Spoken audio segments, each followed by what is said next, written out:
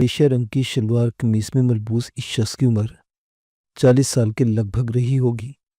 वो मुझे खा जाने वाली नज़रों से घूर रहा था। इसका अंदाज इस कदर जारहाना था कि मैंने खुद को मुदाफ़त के लिए तैयार कर लिया। ताहम इसने मुझ पर हमला करने का इरादा तर्क कर दिया था। वो तीरों पर बन डाले मेरे पास से गुजरा और गली में आगे बढ़ता चला गया। दोनों हीरोइनची बेताबाना इसकी तरफ बढ़े, लेकिन इसने इन पर जर्रा भर भी तवज्जो न दी। वो दोनों हैरान होकर रुक गए। मलेशिया पोश शख्स गली के सिरे पर पहुंचा और दाएं तरफ मुड़कर नजरों से ओझल हो गया। मेरे लिए यह अंदाज़ा मुश्किल नहीं था कि मेरा असल मतलूबा शख्स यही है जो हीरोइनचियों को हिरवान सप्लाई करता है। चुनांचे मैंने इन दोनों को नजरअंदाज करके उस शख्स पर नजर रखने का फैसला किया। उसे यकीनन मुझ पर शक हो चुका था, लिहाजा मुझे ये काम नहायत एहतियात से अंजाम देना था। दोनों हीरोइनची वापस आ रहे थे। मैंने इनके गली के सिरे पर पहुंचकर नजरों से ओझल होने का इंतजार किया, फिर तेजी से उस तरफ बढ़ा जहां मलेशिया पोश गायब हुआ था। अपने छाबे मैंने वहीं छोड़ दिए थे। हस्बे तोक़्क़ुफ़ मलेशिया पोश मुझे वहां नजर नहीं आया। अलबत्ता कुछ फासले पर वो गली एक बार फिर सड़क की तरफ मुड़ती नजर आई। मैं तेज कदमों से चलता हुआ उस गली के सिरे पर पहुंच गया। मैंने नहायत एहतियात से आसपास का जायजा लिया। इस दौरान में वो शहजाद सिनेमा के करीब पहुंच चुका था। सिनेमा के कोने पर पहुंचकर वो मुड़ा और उसी गली की जानिब देखने लगा जहां हमारा आमना सामना हुआ था। इस वक्त मुझे दोनों हीरोइनची भी नजर आ गए। उनका रुख भी सिनेमा की जानिब था। मैंने गली से बाहर निकलने की कोशिश नहीं की। दोनों हीरोइनची मलेशिया पोश के पास पहुंचे तो इसने सरगुस्सीले अंदाज में वहां से भाग जाने का इशारा किया। इन्हें बढ़ते न देखकर वो इन्हें मारने के लिए आगे बढ़ा। वो दोनों खौफजदा होकर पीछे हट गए और फिर मरे मरे कदमों से सिनेमा के सामने वाले हिस्से की तरफ चल दिए। मलेशिया पोश की नजरें एक बार फिर इसी गली की जानिब उठ गई। वो तकरीबन 20 मिनट तक इस तरफ देखता रहा, हत्ता कि तारीकी पूरी तरह फैल गई। फिर वो शायद मुतमईन हो गया। मैंने इसे सिनेमा के सामने वाले हिस्से की जानिब जाते देखा। मैं एक तवील चक्कर काट कर सिनेमा के सामने वाली सड़क के पार गलियों में से एक गली के सिरे पर छुपकर बैठ गया। सिनेमा का शो शुरू हुए खासी देर हो चुकी थी, लिहाजा इसके सामने से रश छट चुका था। सिनेमा के गेट भी बज़ाहिर बंद नजर आ रहे थे। मुझे सिर्फ ये परेशानी थी कि अगर वो मलेशिया पोश फिल्म के तीनों शोज़ के दौरान में सिनेमा में सप्लाई का धंधा करता है तो मुझे रात 12 बजे तक इसके सिनेमा से बरामद होने का इंतजार करना पड़ेगा। खुशकिस्मती से मेरा यह अंदेशा गलत साबित हुआ। कुछ देर बाद मैंने इसे सिनेमा से बाहर आते देखा। इसने खुद को एक गर्म चादर में इस तरह लपेट रखा था कि इसे चेहरे से पहचानना मुमकिन नहीं था। मैं सिर्फ इसकी चाल ढाल और कद काट के जरिए पहचान पाया। इसका रुख मेरी तरफ था। मैंने फ़ौरन खुद को एक टूटी हुई दीवार के अक़ब में छुपा लिया। उस गली के सामने से गुजरकर आगे बढ़ता चला गया। कदरे तवक्कुफ़ के बाद मैं गली के मोड़ पर पहुंचकर बाहर झांका। वो अभी तक चला जा रहा था। बिलाखिर वो एक गली में मुड़ गया। इसके नज़रों से ओझल होते ही मैं तेज़ रफ्तारी से इस तरफ चल पड़ा। मैं इस गली के मोड़ पर पहुंचा तो वो खासा आगे एक और गली में वाक़ छोटे से मकान के दरवाजे पर रुक गया। मेरे देखते देखते इसने मकान के दरवाजे पर दस्तक दी। दरवाज़ा 6-7 साल के बच्चे ने खोला। मलेशिया पोश घर में दाखिल हो गया। इसके साथ ही मुझ पर मायूसी का गलबा होने लगा। इतनी जिद्दोजहद और सब्र आजमा इंतज़ार के बाद मैं हेरोइन फरोश के अड्डे तक पहुंचने के बजाय मैं इस शख्स के घर से वाकिफ़ हुआ था। खुदा जाने ये शख्स कब हेरोइन की खेप लेने जाता होगा। मैं हफ्तों तक तो इसकी निगरानी नहीं कर सकता था। मेरी अब तक की सारी कार्रवाई रायगा जाती नजर आई। खासी सोच विचार के बाद मैंने फैसला किया कि रात गहरी होने पर मैं इस शख्स के घर में घुस जाऊंगा और पिस्तौल की नोक पर इससे इकराम या उस हेरोइन फरोश का पता मालूम करने की कोशिश करूंगा जहां से वो माल हासिल करता था। तब तक मेरी वहाँ मौजूदगी मुझे मशकूक बना सकती थी। लिहाजा मैं किसी ऐसे मुनासिब ठिकाने की तलाश में नज़रें दौड़ाने लगा जहाँ छुपकर मैं इस घर की निगरानी कर सकता और मुनासिब ठिकाने की तलाश में नज़रें दौड़ाने लगा। लेकिन बावजूद कोशिश के मैं कोई ऐसी जगह तलाश न कर सका। मैं अभी अपने आइंदा अक़दाम के बारे में सोच रहा था कि वो शख्स फिर घर से बरामद हुआ।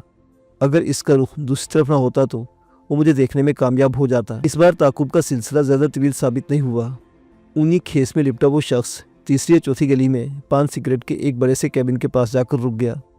उस वक्त इस कैबिन पर कोई गाहक नज़र नहीं आ रहा था। मलेशिया पोश ने चुकन्ना नज़रों से आसपास का जायज़ा लिया। मैं इससे पहले एक गली के नुक्कड़ पर खुद को पोशीदा कर चुका था। हर तरफ से मुतमिन होने के बाद इसने अपने लिबास से एक बड़ा सा पैकेट बरामद किया और इसे कैबिन में मौजूद शख्स को थमा दिया। इसके बाद वो नहायत इन्हिमाक से इस नामालूम शख्स से गपशप में मशगूल हो गया। इसकी गुफ्तगू 15-20 मिनट जारी रही। پھر اس نے ملیشیا پوسٹ کو ہاتھ بڑھا کر ایک درمیانے سائز کا شاپنگ بیگ حاصل کرتے دیکھا۔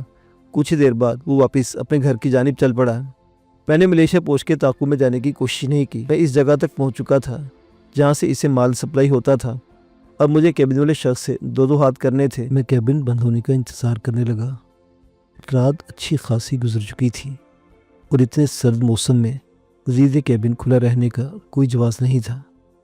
میرا یہ اندازہ غلط نہیں تھا، لیکن اس وقت میری حیرت کی انتہا نہ رہی جب کیبن میں موجود شخص نے کیبن سے باہر نکل کر اس کا شٹر گرانے کے بجائے کیبن کے اندر رہتے ہوئے شٹر اندر گرا لیا تھا۔ ذرا سی توجہ دینے پر ساری صورتحال میری سمجھ میں آ گئی۔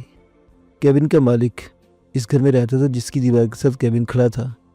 کوئی کھڑکی یا دروازہ کیبن اور گھر کو آپس میں ملاتا ہوگا، جس کے ذریعے کیبن کا شٹر اندر سے بند کر کے براہ راست گھر میں جانا ممکن تھا۔ گویا اب مجھے اس گھر میں گھس کر اپنے مشن کو آگے بڑھانا تھا۔ اتنی طویل خواری بھگتنے کے بعد اب میرے لیے اس کے علاوہ کوئی چارہ بھی تو باقی نہیں رہ گیا تھا۔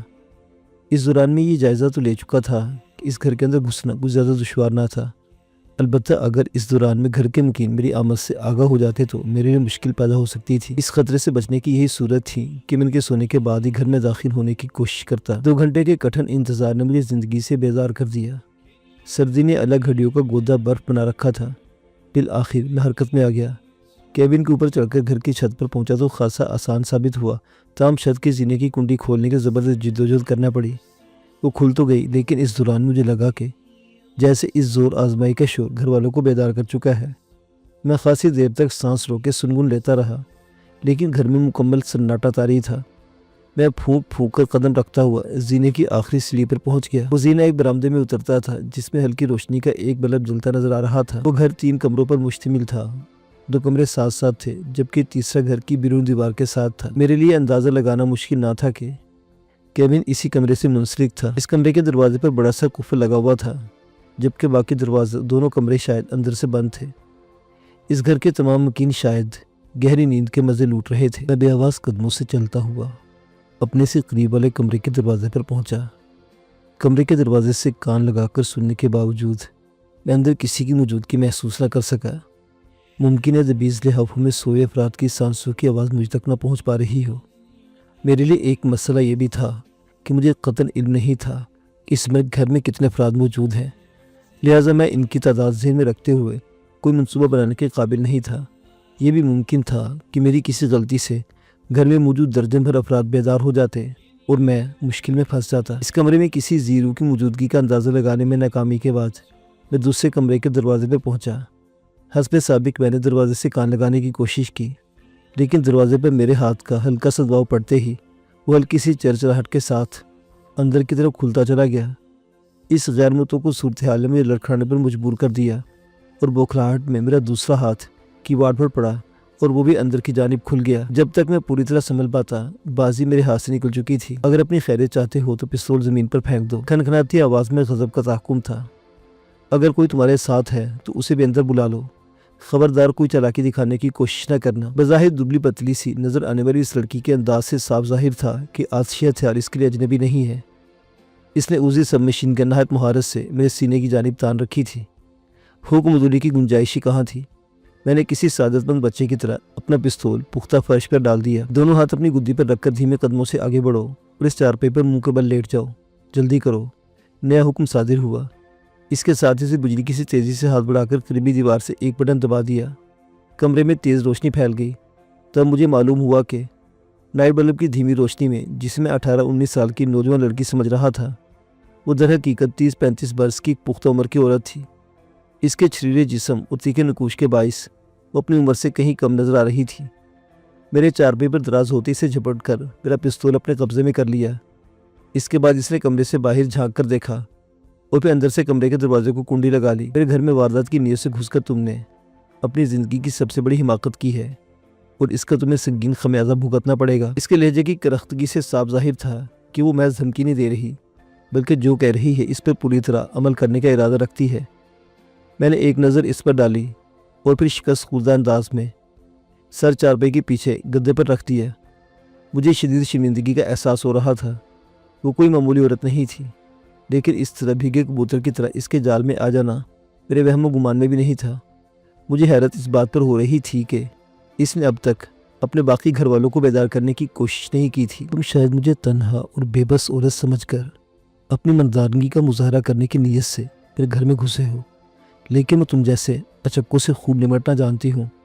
اب جب تمہاری اسٹرول ہوگی تو تمہیں پتہ چلے گا کہ تم نے کتنی غلط جگہ واردات کا ارادہ کیا تھا۔ وہ کتنی بھی سخت جان اور خطرناک عورت سہی، لیکن عورتوں کا روایتی بطونی پن اس میں بھی پوری طرح موجود تھا۔ میں موقع ملنے پر اس کی کمزوری سے فائدہ اٹھا سکتا تھا۔ خدا کے لیے مجھے معاف کر دے، میں آئندہ ایسی غلطی نہیں کروں گا۔ میں نے باقاعدہ روتے ہوئے اس کے آگے ہاتھ جوڑ دیے۔ میں نے اس کے چہرے پر حیرت کے آثار دیکھے۔ غالباً اسے میرے اتنی جلدی شکست تسلیم کر لینے کی توقع نہیں تھی۔ میں پیشہ ور چور نہیں ہوں، بس لالچ میں آ گیا تھا۔ تب سے تار لگا رکھی تھی تم نے یہاں واردات کرنے کی۔ میں نے تمہیں کبھی اس علاقے میں نہیں دیکھا۔ کیا کسی دوسرے علاقے سے آئے ہو؟ ہاں جی، میرا گھر گولی مار میں ہے، پڑھا لکھا اور بے روزگار ہوں۔ مجھے آپ کے بارے میں کچھ پتہ نہیں۔ میرے دوست گلزار نے اس واردات کا مشورہ دیا۔ وہ بڑا بورڈ پر رہتا ہے، اس کا اس علاقے میں آنا جانا ہے۔ کیا وہ بھی اس واردات میں تمہارے ساتھ ہے؟ باہر کھڑا ہے کیا؟ اس نے جیسے یک لخت اضطراب جھلکنے لگا۔ میں نے نفی میں گردن ہلا دی۔ اس طرح محنت کے کام نہیں کر سکتا جی، ہیروئن پیتا ہے۔ اس کے گھر والے اسے رات کو گھر سے نکلنے نہیں دیتے۔ یہ کام تو مجھے اکیلے ہی کرنا تھا اور اس کا حصہ اسے پہنچانا تھا۔ اور کیا بتایا اسے میرے بارے میں؟ اس نے گہری سانس لیتے پوچھا۔ میری جانب سے مزاحمت کا امکان ختم ہوتے ہی وہ خاصی مطمئن ہو گئی تھی۔ اس نے کہا تھا کہ آپ گھر میں بالکل اکیلی ہوتی ہیں اور آپ کے پاس بہت دولت ہے کیونکہ میں نے جان بوجھ کر بات درمیان میں روک دی۔ وہ بے چین سی ہو گئی۔ ہاں بولو، اور کیا کہا تھا؟ میں نے ہچکچاتے ہوئے کہا۔ وہ کہہ رہا تھا کہ آپ ہیروئن بیچتی ہیں، اس لیے آپ کے پاس بہت مال ہے۔ اس نے اسی شرط پر مجھے سب کچھ بتایا ہے کہ آپ کے گھر اور کیبن سے ملنے والی تمام ہیروئن اس کے حوالے کر دوں گا۔ جھوٹ بولتا ہے وہ۔ میری بات سن کر وہ بھڑک اٹھی۔ میں ایسا کوئی کام نہیں کرتی۔ میرا چھوٹا سا کیبن ہے اور میں اسی سے اپنا گزارا کرتی ہوں۔ تمہارے دوست کو غلط فہمی ہوئی ہے۔ ہو سکتا ہے جی ایسا ہی ہو، میں نے معصومانہ لہجے میں کہا، لیکن مجھے تو اس بدبخت نے مروا ہی دیا نا۔ کسی نے سچ ہی کہا ہے کہ نشے کی کسی بات پر یقین نہیں کرنا چاہیے۔ میرے دوست صحیح کہتے ہیں، ایسے کام کرنا میرے بس کی بات نہیں۔ میری گرفتاری کی خبر سن کر میری ماں تو اپنی جان دے دے گی۔ ہائے اللہ، یہ میں نے کیا کر دیا؟ اتنا کہہ کر میں باقاعدہ رونے لگا۔ وہ عورت شاید میری بات کی سچائی پرکھنے کی کوشش کر رہی تھی۔ پھر وہ کسی نتیجے پر پہنچ گئی۔ ارے سنو، یہ رونا دھونا بند کرو۔ تم اس قابل تو نہیں، لیکن میں تمہاری ماں اور دوسرے گھر والوں کے خیال سے تمہیں معاف کر رہی ہوں۔ مجھے یقین ہے کہ تم آئندہ ایسی حرکت نہیں کرو گے۔ میں تنہا اور کمزور عورت عزت کی روٹی کما سکتی ہوں، اور تم اتنے جوان اور ہٹے کٹے ہو، کام کیوں نہیں کر سکتے؟ محنت مزدوری کرو اور اپنے گھر والوں کا ہاتھ بٹاؤ۔ پڑھے لکھے ہونے کا یہ مطلب تو نہیں کہ بندہ صرف آرام و آسائش سے بھرپور نوکری کا منتظر رہے۔ تم ڈکیتی جیسا جان جوکوں کا کام کر سکتے ہو تو دیگر آسان کام کرنے میں تمہیں کیا تکلیف ہے؟ اب تو میں سب کچھ کر لوں گا جی۔ مجھے آج جو سبق ملا ہے میں ساری زندگی یاد رکھوں گا۔ مجھے بس یہاں سے جانے کی اجازت دے دے، میں ساری زندگی آپ کا احسان مند رہوں گا۔ اچھا اٹھو اور بھاگو یہاں سے، لیکن تمہارا یہ پستول میرے پاس ہی رہے گا۔ ایسا نہ کرے جی، یہ پستول تو میں کرائے پر لایا ہوں۔ شاہ نواز تو میرے ٹکڑے کر دے گا۔ پورے 3000 کا پستول ہے، یہ 10-10 روپے کی گولیاں ہیں۔ میں 3400 روپے کیسے اور کہاں سے ادا کروں گا؟ میں ایک بار پھر رونے لگا۔ میری حالت دیکھ کر اسے ہنسی آ گئی۔ عجیب چغد آدمی سے پالا پڑا بھائی۔ کرائے کے ہتھیار پر واردات کا شوق تو پورا ہو رہا ہے۔ کتنا کرایہ اس پستول کا؟ کل صبح تک کے لیے 350 روپے اور 2 دن کا 500 روپے۔ اور اگر پولیس کے ہاتھے چڑھ جائے تو پھر وہ کیا کریں گے؟ اس نے میری باتوں میں گہری دلچسپی لیتے ہوئے کہا۔ میں چارپائی پر سیدھا ہو کر بیٹھ چکا تھا اور وہ بھی دوسری چارپائی سنبھال چکی تھی۔ البتہ سب مشین گن کی اجل آخری نال کا رخ اب بھی میرے سینے کی جانب تھا۔ وہ کسی غیر ضروری خطرے کو دعوت دینے کے موڈ میں نظر نہیں آتی تھی۔ ہتھیار پولیس کے قبضے میں جانے کے بعد کیا ہوتا ہے یہ تو مجھے نہیں پتا، لیکن شاہ نواز نقصان کا سودا کرنے کا عادی نہیں ہے۔ وہ کسی نہ کسی طرح اپنی رقم نکلوا ہی لیتا ہوگا۔ آپ مجھ پر اتنی مہربانی کر رہی ہیں تو تھوڑا سا رحم اور کھا لیں، ورنہ شاہ نواز میرا پولیس والوں سے بھی زیادہ برا حشر کرے گا۔ چلو ٹھیک ہے، میں تمہارا پستول بھی تمہیں دے دوں گی، لیکن خالی کر کے۔ اگر اب تم نے مسکین صورت بنا کر مزید رائے طلب کی تو اس کی 5 گولیاں تمہاری کھوپڑی میں اتار دوں گی۔ ٹھیک ہے جی، جیسے آپ کی مرضی، میں نے مرے مرے لہجے میں کہا۔ ویسے اگر میں نے اس کی خونخوار نظروں کی تپش محسوس کر کے اپنی بات ادھوری چھوڑ دی۔ چلو اٹھو اور دفع ہو جاؤ۔ اس نے نیا مہارت سے پستول کا میگزین خالی کر کے اسے میری طرف اچھالتے ہوئے کہا۔ میں کسی فرمانبردار خادم کی طرح سر جھکائے کمرے کے دروازے کی جانب چل پڑا۔ وہ بدستور میرے عقب میں تھی۔ میں دروازے سے نکل کر 2 قدم ہی چلا ہوں گا کہ میرے حساس کانوں نے کلک کی ہلکی سی آواز سنی۔ اس نے گن کو سیفٹی لاک لگا دیا تھا۔ چند سیکنڈ کے اندر میں نے اس سے اپنے فاصلے کا اندازہ لگایا۔ اس کے ساتھ ہی ایک زوردار سناٹے سے میرے راؤنڈ ہاؤس کی گھومی اور سب مشین گن اس کے ہاتھ سے چھوٹ کر دیوار کے پاس جا گری۔ صورتحال میں اچانک تبدیلی سے وہ ہکا بکا رہ گئی۔ میں نے تیزی سے آگے بڑھ کر سب مشین گن اور اس کے درمیان حائل ہو چکا تھا۔ اس نے خود کو سنبھالنے میں محض چند لمحے لگے۔ لگتا تھا آج واقعی تمہاری شامت آئی ہے، اس نے غصے سے دانت پیستے ہوئے کہا۔ اگلے لمحے وہ خونخوار بلی کی مانند مجھ پر جھپٹ پڑی۔ میں اس کے وحشیانہ حملوں سے اپنا بچاؤ کرنے میں تو کامیاب ہو گیا، لیکن مجھے فوراً ہی احساس ہو گیا کہ وہ کسی بہت اچھے استاد سے مارشل آرٹ سیکھی ہوئی تھی۔ پہلا حملہ پسپا ہونے کے فوراً بعد اس نے مجھ پر دوسرا حملہ کر دیا۔ وہ ایک کے بعد دیگر سائیڈ کک اور فرنٹ کک سے مجھے نشانہ بنانے کی کوشش کر رہی تھی۔ اگر میری تربیت میں ذرا بھی کمی ہوتی تو میں اس کی تابڑتوڑ ضربوں کا نشانہ بن چکا ہوتا، لیکن میں کاشف جیسے کونا مشق استاد کا شاگرد تھا، لہذا مجھے ان حملوں کو بلاک کرنے میں کوئی دشواری نہیں ہوئی۔ اس قدر زوردار حملوں کی ناکامی سے وہ جھنجھلا سی گئی۔ اس نے اس بار کرسنٹ کک سے میرے کھوپڑے چہرے کو نشانہ بنانا چاہا۔ اگر اس کا یہ حملہ کامیاب ہو جاتا تو میری شکست کے ساتھ ساتھ میرے چہرے کا بھی نقشہ بگڑ کر رہ جاتا، لیکن میں اس حملے سے بچاؤ اور جوابی حملے کے لیے پوری طرح تیار تھا۔ میں نے اس کی کک کو دونوں ہاتھوں میں کینچی بنا کر روکا، اس کے پاؤں کو مزید اوپر کی جانب دھکیل دیا۔ اس کا توازن بگڑ چکا تھا۔ اسی وقت میں نے اس کے زمین پر ٹکے ہوئے پاؤں پر سائیڈ کک رسید کی۔ وہ اچھل کر پختہ فرش پر گری۔ اس کے بعد میں نے اسے سنبھلنے کا موقع نہیں دیا۔ میری سائیڈ ہیل کک اس کی پسلیوں پر پڑی۔ یہ بار کچھ زیادہ ہی کارگر ثابت ہوا۔ وہ شدید اذیت کے عالم میں فرش پر لوٹنے لگی۔ میں نے فوراً اس کی کنپٹی پر پہنچ کر اسے اس تکلیف سے نجات دلا دی۔ اس کے ہوش و حواس سے بیگانہ ہونے کا یقین کر لینے کے بعد میں اٹھا اور اسے کمرے میں لے گیا۔ چند ہی منٹ میں وہ مسحری کے ساتھ مضبوطی سے جکڑی جا چکی تھی۔ اس کی جانب سے مطمئن ہونے کے بعد میں نے نہایت تیز رفتاری سے اس کمرے کی تلاشی لے ڈالی۔ معمولی سی جد و جہد کے بعد مجھے چابیوں کا گچھا اور پھر فولادی الماری میں سے ہیروئن کی پولی تھین پیکٹوں سے بھرا کارٹن مل گیا۔ اس الماری سے مجھے ایک فوٹو البم بھی ملا۔ اس البم میں بہت سی نئی اور پرانی تصویریں تھیں، جن میں وہ عورت ایک مرد اور 2 بچوں کے ساتھ نظر آ رہی تھی۔ ان تصاویر میں وہ خاشب بیش قیمت اور جدید طرز کے ملبوسات زیب تن کیے ہوئے تھی، اور وہ مرد بھی جو غالباً اس کا شوہر تھا اپنے انداز اور لباس سے کوئی کھاتا پیتا شخص دکھائی دیتا تھا۔ ان تصویروں سے صاف ظاہر ہو رہا تھا کہ یہ ایک خوش و خرم اور اپنی زندگی سے مطمئن گھرانہ ہے۔ یہ تصاویر قصبہ کالونی کے اس غلیظ حصے قتل لگا نہیں کھا رہی تھی۔ میرے دل میں اس عورت کے حوالے سے تجسس جنم لینے لگا۔ یہ پراسرار ہیروئن فروش عورت یقیناً دوہری زندگی گزار رہی تھی۔ کچھ دیر تک اس کے ہوش میں آنے کا انتظار کرتا رہا۔ جب اس کی بے ہوشی ٹوٹنے کے آثار نظر نہ آئے تو اسے بیدار کرنے کے لیے مجھے حرکت میں آنا پڑا۔ میری جد و جہد رائے گاہ نہیں گئی۔ کچھ ہی دیر بعد اس نے کراتے ہوئے آنکھیں کھول دی۔ یہ بدلی ہوئی صورتحال سمجھنے میں سے خاصی دیر لگ گئی۔ پھر اس کی آنکھوں میں گہری تشویش اور حیرت کے تاثرات نمودار ہوئے۔ تم؟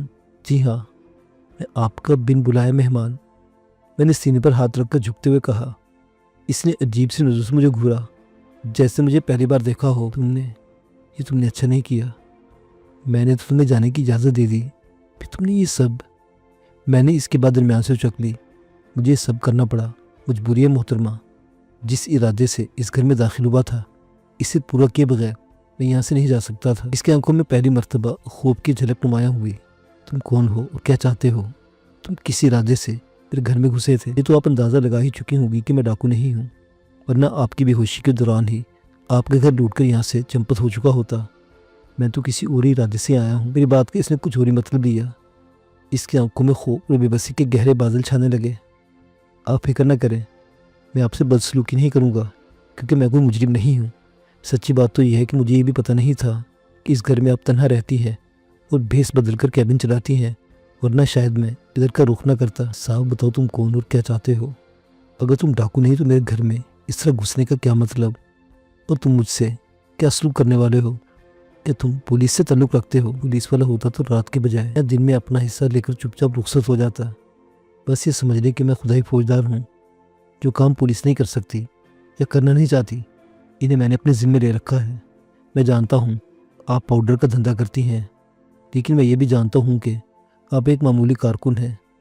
اگر آپ مجھے اصل لوگوں کا نام بتا دیں تو میں چپ چاپ یہاں سے رخصت ہو جاؤں گا۔ سب سے پہلے یہ بتائیں کہ آپ کا نام کیا ہے؟ میری بات اس نے سنی انسنی کر دی۔ اس کے چہرے سے صاف ظاہر تھا اس کے دماغ میں زبردست بھونچال آیا ہوا ہے۔ وہ میری زبان سے نکلنے والے ایک ایک لفظ کو جانچ تول رہی ہوگی۔ فیصلہ کرنا آسان نہیں تھا۔ ہیروئن کے پیکٹوں سے بھرا کارٹن این اس کے سامنے موجود تھا، لہٰذا وہ اپنے بے گناہی پر اصرار کرنے کے قابل بھی نہیں تھی۔ بالآخر وہ اپنا ذہن کسی ایک نقطے پر مرکوز کرنے میں کامیاب ہو گئی۔ اگر میں اپنی زبان نہ کھولوں تو ایسی صورت میں تم مجھ سے کیا سلوک کرو گے؟ میں نے انتہائی مجبوری کے عالم میں آپ پر ہاتھ اٹھایا، لیکن اسی بے بسی کے عالم میں آپ کو تختہ مشق بنانا میرے مزاج کے خلاف ہے۔ میں پولیس کی مدد بھی نہیں لوں گا کیونکہ وہ تو ایک طرح سے آپ کے کاروباری شریک ہیں۔ ایسی صورت میں میرے لیے اس کے علاوہ کوئی چارہ نہیں کہ آپ کو اسی عرض میں باہر گلی میں ڈال دوں اور آپ کے کیبن اور گھر کو آگ لگا کر یہاں سے رخصت ہو جاؤں۔ اس طرح میرے ضمیر پر کوئی بوجھ نہیں ہوگا کیونکہ سب آپ نے ہیروئن فروشی کے ذریعے ہی تو بنایا ہے۔ میری بات سن کر اس کا چہرہ سفید پڑ گیا۔ نہیں، تم ایسا نہیں کر سکتے، یقین کریں۔ ایسا کرتے ہوئے میرا ہاتھ ذرا بھی نہیں کپ کپائے گا کیونکہ آپ ہیروئن فروشی کی قبیح جرم میں مبتلا ہونے کے ساتھ ساتھ اس گھنونے کاروبار کے سرپرستوں کا تحفظ بھی کر رہی ہیں۔ آپ جلد از جلد ہاں یا نہ میں جواب دیں، میرے پاس وقت بہت کم ہے۔ دیکھو، یہ سب میں اپنی خوشی سے نہیں کرتی، میں بہت سی مجبوریوں کی قیدی ہوں۔ میرے اس کاروبار پر کئی زندگیوں کا انحصار ہے۔ آپ کو اپنے آپ سے وابستہ افراد کی زندگیوں کو بہت خیال ہے، لیکن ان ہزاروں بدنصیب افراد کی زندگیوں کی قطعاً پرواہ نہیں جو آپ کے فراہم کردہ زہر کے ذریعے ہمارے معاشرے اور معیشت پر بدنما بوجھ بنے ہوئے ہیں اور تباہی کے راستے پر چلتے ہوئے باری باری موت کے اندھے کنویں میں گرتے جا رہے ہیں۔ میں بتایا ہے نا کہ میں یہ سب اپنی خوشی سے نہیں کر رہی۔ بہت سی مجبوریاں میرے پاؤں کی بیڑیاں بنی ہوئی ہیں۔ میں ایک شریف اور پڑھی لکھی عورت ہوں جس نے کبھی یہ سب کچھ کرنے کے بارے میں سوچا بھی نہیں تھا، لیکن حالات مجھے گھیر کر ایسی منزل پر لے آئے کہ مجھے یہ گھنونا پیشہ اپنانا پڑا۔ اس کے لہجے میں بے بسی کی جھلک نمایاں تھی۔ ممکن ہے آپ کی ہر بات درست ہو، لیکن یہ سب آپ کو مجھے ان لوگوں کے نام اور پتے بتانے سے کیسے روک سکتا ہے جو آپ کو ڈرگ سپلائی کرتے ہیں؟ بہت طاقتور اور خطرناک لوگ ہیں۔ اگر انہیں ذرا بھی شک ہو گیا کہ میں نے اپنی زبان قابو میں نہیں رکھی تو وہ مجھے زندہ نہیں چھوڑیں گے۔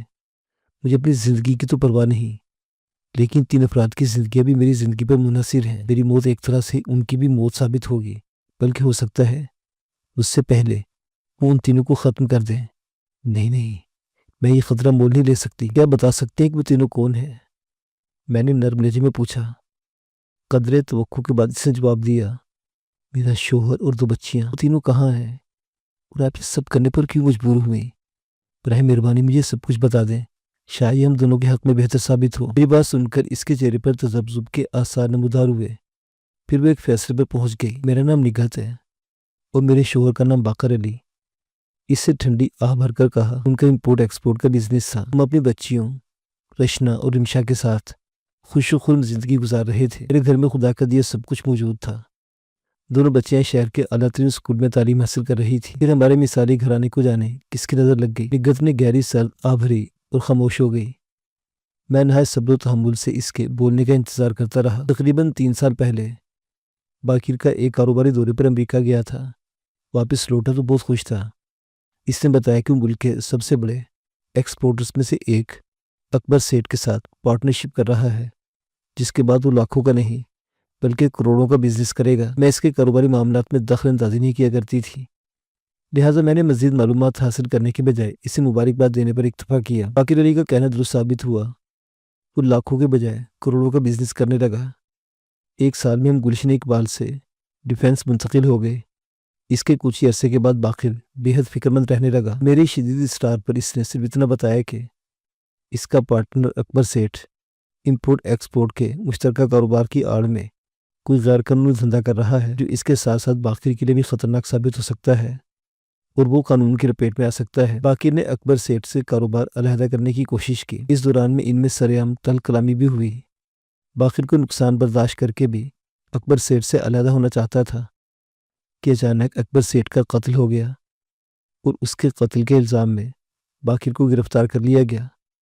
باقر کی بے گناہی پر تو میں یقین کرتی، لیکن کوئی بھی اسے بے گناہ سمجھنے پر آمادہ نہیں تھا کیونکہ تمام شواہد اس کے خلاف تھے۔ باقر کو بچانے کے لیے میں نے سرزر کی بازی لگا دی۔ سب سے پہلے میں نے اپنا ڈیفینس والا گھر فروخت کرنے کی کوشش کی۔ تب مجھے معلوم ہوا کہ باقی نے اس گھر کی صرف 1/4 قیمت ادا کی تھی، باقی رقم اسے آئندہ 4 سالوں میں ادا کرنا تھی، اور تب تک وہ گھر فروخت نہیں ہو سکتا۔ باقر کے مقدمے میں پھنسنے کے بعد اس کے بینک اکاؤنٹ بھی منجمد کر دیے گئے۔ میرے اکاؤنٹ میں اچھی خاصی رقم موجود تھی، لیکن وہ مقدمے کے مسلسل بھاری اخراجات کے لیے کافی نہیں تھی، خصوصاً ایسی صورت میں کہ مخالف پارٹی کے پاس پیسے کی کمی نہیں تھی اور وہ ہر قیمت پر باقر کو پھانسی کے تختے پر دیکھنا چاہتے تھے۔ یہ صورتحال دیکھ کر میں نے اپنے زیورات، گاڑی اور اپنے نام کا ایک پلاٹ فروخت کر دیا اور خود ایک کرائے کے فلیٹ میں منتقل ہو گئی۔ جلد ہی مجھے احساس ہو گیا کہ آمدنی کے مستقل ذریعے کی غیر موجودگی میں معاملہ زیادہ دیر تک اس انداز میں آگے نہیں بڑھ سکتے۔ میں نے نوکری تلاش کرنے کی کوشش کی، لیکن اپنی نااہلیت یا پھر اپنے بے لچک رویے کے باعث کوئی معمولی نوکری حاصل کرنے میں ناکام رہی۔ اتنا کہہ کر وہ سوچ کے گہرے سمندر میں ڈوب گئی۔ اسے واپس لوٹنے میں خاصی دیر لگی۔ اس دوران مجھے بے حد تلخ تجربات سے دوچار ہونا پڑا۔ ہر جگہ مجھے بکاؤ مال کی طرح ٹریٹ کیا گیا۔ قدم قدم پر ایسی عورتوں سے واسطہ پڑا جنہوں نے مجھے دولت کمانے کا آسان راستہ دکھانے کی کوشش کی، لیکن میں اپنے شوہر سے کسی قیمت پر بددیانتی نہیں کر سکتی تھی۔ دوسری طرف مقدمے اور بچیوں کی پڑھائی کے اخراجات برداشت سے باہر ہو چلے تھے۔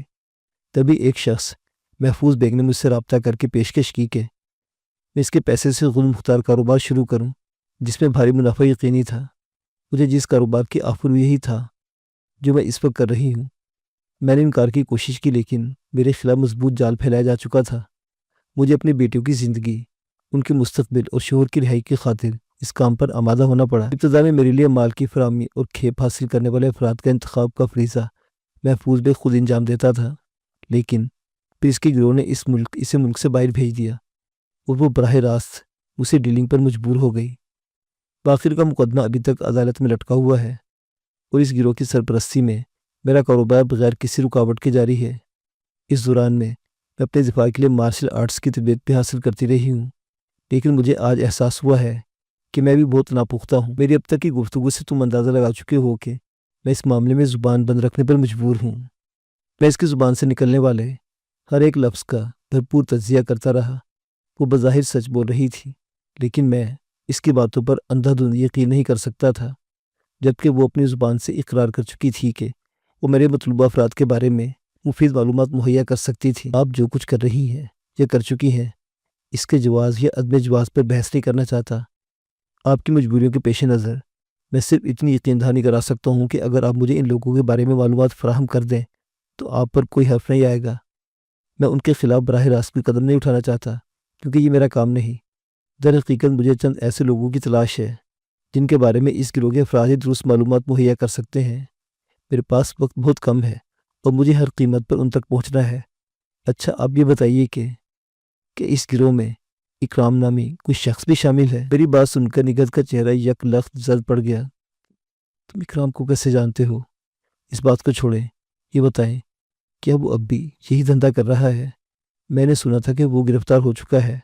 میں نے اندھیرے میں تیر چلایا، اس کے اڈے پر چھاپا پڑا تھا، لیکن گروہ کی سرپرستی کے باعث وہ بچ نکلنے میں کامیاب ہو گیا۔ اس نے اپنا ٹھکانہ بھی بدل لیا ہے، لیکن اس علاقے کا انچارج اب بھی وہی ہے۔ چلے، یہ مسئلہ تو صاف ہوا۔ آپ مجھے صرف اس کے ٹھکانے کا پتہ بتا دیں، میں چپ چاپ یہاں سے رخصت ہو جاؤں گا۔ میری بات سن کر اس کے چہرے پر ایک بار پھر تذبذب کے آثار نظر آنے لگے۔ دیکھیں، اس کے ٹھکانے سے اور بھی بہت سے لوگوں کو واقفیت ہوگی جن سے مجھے معلومات حاصل ہو سکتی ہیں۔ کسی کو کانو کان خبر نہیں ہوگی کہ اس کے متعلق زبان کھولنے والی آپ ہیں۔ آپ شاید نہیں جانتی کہ وہ منشیات کے دھندے کے ساتھ ساتھ خطرناک اسلحے کی خرید و فروخت اور دہشت گردی جیسی وطن دشمن سرگرمیوں میں ملوث ہے۔ وہ اس کے متعلق زبان بند رکھ کر اب خود بھی ان جرائم میں معاون ثابت ہو رہی ہیں۔ کیا کہا؟ اکرام اسلحے کی تجارت اور دہشت گردی میں ملوث ہے؟ نہیں، میں یہ بات نہیں مان سکتی۔ اس کے بارے میں کبھی کوئی ایسی بات سننے میں نہیں آئی۔ وہ ہیروئن سپلائی کرتا ہے، وہ حقیقت سے پولیس بھی واقف ہے۔ اگر اسے کوئی نقصان پہنچا تو میرا کاروبار بھی تباہ ہو جائے گا اور میں یہ خطرہ مول نہیں لے سکتی۔ اس کی ڈھٹائی اور ہٹ دھرمی دیکھ کر مجھے یک لخت شدید غصے کے بگولوں نے گھیر لیا۔ ٹھیک ہے، اگر آپ اس کا دامن آگ سے بچانے کے لیے پوری قوم کا مستقبل آگ میں جھونکنا چاہتی ہیں تو میرے لیے اکرام میں اور آپ میں کوئی فرق نہیں۔ اس کے بڑے اڈے کو تباہ کرنے سے پہلے میں اس چھوٹے اڈے کو تہس نہس کر دوں گا، اور ایسا کرنے سے مجھے دنیا کی کوئی طاقت نہیں روک سکتی۔ میں 90 تلے قدموں سے کمرے کے دروازے کی طرف بڑھا۔ اسی وقت نگہت کی آواز میرے پاؤں کی زنجیر بن گئی۔ ٹھہرو میں بتاتی ہوں اس کا پتہ، لیکن اس پر ہاتھ ڈالنا آسان نہیں۔ میں تمہیں اپنے اڈے کے آس پاس گھومتے دیکھ لیا تو پہلی فرصت میں تمہارا کام تمام کر دے گا۔ آپ اس کی فکر نہ کریں، میں جانتا ہوں وہ کتنا بڑا فن خان ہے۔ میں ایسے لوگوں کی ہوش ٹھکانے لگانا جانتا ہوں۔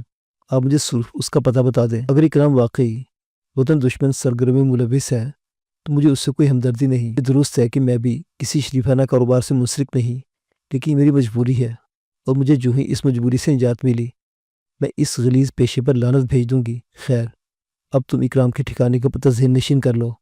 اگر تم آس پاس کے علاقے سے معمولی سی بھی واقفیت رکھتے ہو تو بآسانی وہاں تک پہنچ جاؤ گے۔ نگہت نے اتنی عمدگی سے پتہ سمجھایا کہ میرے ذہن پر نقش ہو کر رہ گیا۔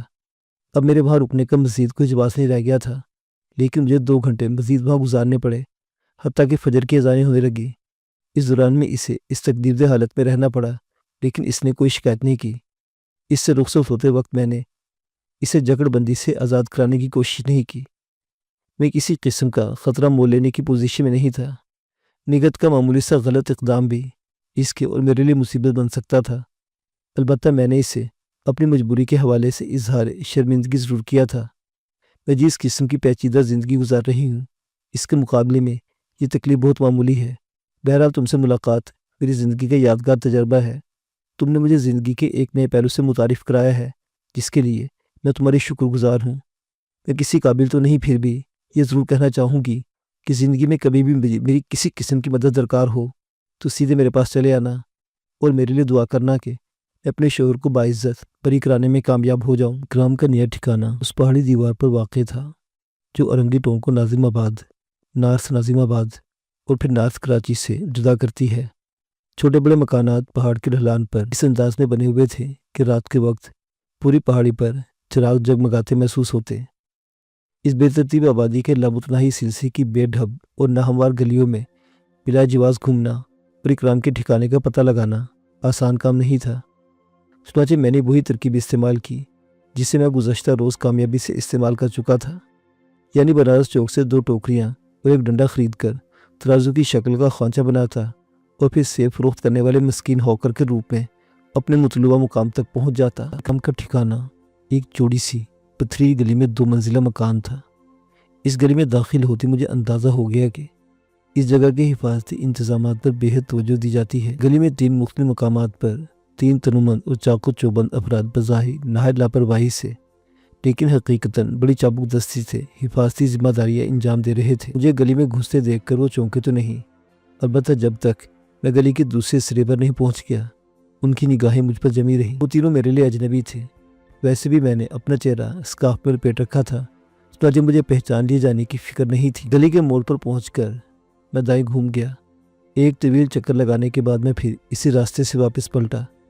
اب وہاں 3 کے بجائے 2 افراد موجود تھے، اور ان دونوں نے ہی مجھ پر کوئی خاص توجہ نہیں دی۔ میں اکرام کے ٹھکانے کے سامنے سے گزرتا ہوا آگے بڑھ گیا۔ تقریباً 100 گز آگے مجھے ایک چھوٹے سے میدان سے گزرنا پڑا۔ میں جو ہی وہاں پہنچا میری چھٹی حس خطرے کا الارم بجانے لگی۔ اس وقت وہاں 2 افراد موجود تھے اور ان دونوں کے چہرے بڑے رومالوں میں چھپے ہوئے تھے۔ مجھے دیکھ تو دونوں اچھل کر کھڑے ہو گئے۔ ان کے ہاتھ ان کی جیبوں میں تھے۔ میں نے فوری طور پر پلٹ کر دفاعی پوزیشن سنبھالنا چاہی، لیکن مجھے دیر ہو چکی تھی۔ اکرام کے ٹھکانے کے سامنے متعین 2 افراد میری واپسی کا راستہ روک چکے تھے۔ اگلے ہی لمحے میں بیک وقت 4 پستولوں کی زد میں آ چکا تھا۔ ان میں سے ایک نے مجھے گندی گالی سے نوازتے ہوئے ہاتھ سر سے اوپر کرنے کا حکم دیا۔ حکم عدولی یا مزاحمت کی گنجائش ہی کہاں رہی تھی۔ میں نے خاموشی سے دونوں ہاتھ آسمان کے رخ فضا میں بلند کر دیے۔ چند لمحوں بعد میں نائمہ کے دیے ہوئے پستول کی رفاقت سے محروم ہو چکا تھا۔ ان میں سے ایک نے پستول کی نال سے میری کمر میں ٹوکا دے کر آگے بڑھنے کا حکم دیا۔ ان کی دیدہ دلیری کا اندازہ اس سے لگایا جا سکتا تھا کہ وہ دن دہاڑے آسیت خیروں کی نمائش کرنے میں مگن تھے۔ میں ان کی بتائی ہوئی سمت میں ڈھیلے قدموں سے آگے بڑھنے لگا۔ ہمارا رخ اکرام کے اڈے سے مخالف سمت میں عبداللہ ہارون کالج کی جانے والے روڈ کی طرف تھا۔ میری سمجھ میں ابھی تک یہ نہیں آ پایا تھا کہ مجھ سے کہاں غلطی ہوئی تھی۔ یہ لوگ اتنی آسانی سے مجھے کیسے پہچان گئے۔ میں اس خوش فہمی میں مارا گیا کہ میں نے دھوکہ دینے میں کامیاب رہا ہوں، جبکہ وہ تو شاید پہلی نظر پڑتے ہی مجھے شناخت کر چکے تھے۔ عبداللہ ہارون کالج والے روڈ پر پہنچنے سے پہلے انہوں نے اپنے ہتھیار چھپا لیے۔ اب ان کے نالوں کا رخ اب بھی میری طرف تھا۔ اس دوران میں انہوں نے ایک لمحے کے لیے بھی کسی قسم کی غفلت کا مظاہرہ نہیں کیا تھا جس سے میں فائدہ اٹھا پاتا۔ کچھ دور جانے کے بعد ہم ایک سیاہ اور زرد ٹیکسی کے پاس پہنچ گئے۔ انہوں نے مجھے ٹیکسی کی پچھلی نشست پر بٹھایا اور وہ ٹی ٹی بردار دونوں میرے پہلو میں جم کر بیٹھ گئے۔ یہ بتانے کی ضرورت ہی نہیں کہ ان کی پستولوں کی نالیں اب بھی میری پسلیوں میں گھسی جا رہی تھی۔ 2 افراد نے اگلی نشستیں سنبھال لی۔ اس کے ساتھ ہی ٹیکسی ایک ہلکے سے جھٹکے سے آگے بڑھنے لگی۔ ٹیکسی چند ہی منٹوں میں بختیاری یوتھ سینٹر اور حسین ڈی سلوا ٹاؤن سے گزرتی ہوئی پہاڑ گنج پہنچ گئی۔ چند ٹوٹی پھوٹی سڑکوں اور گندے پانی کے نالوں سے مرصع گلیوں سے گزر کر ہم پہاڑی کے عین جڑ میں واقع ایک بڑے سے 2 منزلہ مکان کے سامنے پہنچ گئے۔ ان لوگوں نے مجھے ٹیکسی سے اترنے کا حکم دیا۔ اب ان کا رویہ بے حد درست اور بے رحمانہ ہو گیا تھا۔ وہ چاروں بار بار مجھے پستول کی نال سے کچو کے دیکھ کر مغلظات سے میری خاطر تواضع کر رہے تھے۔ ہر گزرتے لمحے کے ساتھ میری لہو کی تپش میں اضافہ ہوتا جا رہا تھا۔ مجھے لگا کہ اگر یہ لوگ اپنی حرکتوں سے باز نہیں آئے تو میں اپنے آپ پر قابو کیسے رکھوں گا۔ چلو اندر چل، ہمارا مہمان خانہ تیرا منتظر ہے۔ ان میں سے ایک نقاب پوش نے مکان کے دروازے پر لگا بڑا سا دروازہ کھولتے ہوئے کہا، آج تیری ایسی خاطر مدارت کریں گے کہ تیری نسلیں یاد رکھیں گی اگر اس دنیا میں آنا نصیب ہوا تو۔ اس کی بات سن کر دوسرے نقاب پوش نے زوردار قہقہ لگایا۔ البتہ باقی 2 افراد نے ان کی جملے بازی پر کوئی توجہ نہیں دی۔ وہ میری طرف سے لمحہ بھر کے لیے بھی غافل ہونے کو تیار نہ تھے۔ میں پردے میں رہنے والی نامحرم عورتوں سے گپ شپ کرنا پسند نہیں کرتا۔ میں نے گہرے طنزیہ لہجے میں کہا، اگر تمہارے ساتھ کوئی مرد ہوتا تو کوئی اور بات تھی۔ میری بات سن کر دونوں نقاب پوشوں کے تن بدن میں آگ لگ گئی۔ وہ مجھے غلیظ ترین القابات سے نوازنے لگے۔ پھر ان میں سے ایک نے شدید غصے کے عالم میں اپنے ہاتھ میں پکڑا اور بھاری بھرکم تالا میری طرف کھینچ مارا۔ اس کا اچانک حملہ خاصا خطرناک تھا، لیکن میں بر وقت جھک کر خود کو بچانے میں کامیاب ہو رہا۔ البتہ میرے عقب میں موجود بد نصیب ٹی ٹی بردار خود کو بر وقت ہٹانے میں ناکام رہا۔ ٹھوس فولاد کا بنا ہوا 1.5 کلو گرام کا وزنی تالا اس کے چہرے پر پڑا۔ اس کے حلق سے ایک کربناک چیخ برآمد ہوئی اور وہ ٹی ٹی ایک طرف پھینک کر اپنی ناک اور پیشانی دونوں ہاتھوں سے دبائے وہیں بیٹھتا چلا گیا۔ اس ناگہانی آفت نے اس کے ساتھی کو بری طرح بوکھلا دیا تھا۔ وہ مجھے نظر انداز کر کے تیزی سے مضروب کی جانب بڑھا۔ دونوں نقاب پوش بھی حواس باختہ نظر آ رہے تھے۔ میں اس سنہرے موقع سے فائدہ اٹھانے کے لیے فوری طور پر حرکت میں آ گیا۔ میں نے ایک طویل جس لگائی اور زمین پر گرے ہوئے پستول کے پاس جا پہنچا۔ پلک جھپکتے میں وہ خطرناک ہتھیار میرے قبضے میں آ چکا تھا۔ میں پہلے ہی دیکھ چکا تھا کہ اس کا لاک ہٹا ہوا ہے اور وہ کوک شدہ حالت میں آگ اگلنے کے لیے پوری طرح تیار تھا۔ میں نے بلا توقف نقاب پوشوں پر گولی چلا دی۔ فضا میں ایک زوردار دھماکہ گونجا۔ میں نے اپنے ٹارگٹ کو فلک شکاف چیخ مار کر زمین پر ڈھیر ہوتے دیکھا۔ اگلے ہی لمحے میں نے اس کے ساتھی نقاب پوش پر بھی فائر کر دیا۔ گولی اس کے شیرنے میں پیوست ہو گئی۔ اگلے ہی لمحے وہ بھی چکرا کر اپنے ساتھی پر ڈھیر ہو گیا۔ باقی بچنے والے تیسرے فرد نے مجھے نشانہ بنانے کے لیے پستول اٹھانا چاہا، لیکن میرے خطرناک تیور دیکھ کر اس کی ہمت جواب دے گئی۔ اس سے اپنا پستول زمین پر ڈال دیا اور رضاکارانہ طور پر دونوں ہاتھ سر سے اوپر اٹھا کر دیوار کے پاس جا کھڑا ہوا۔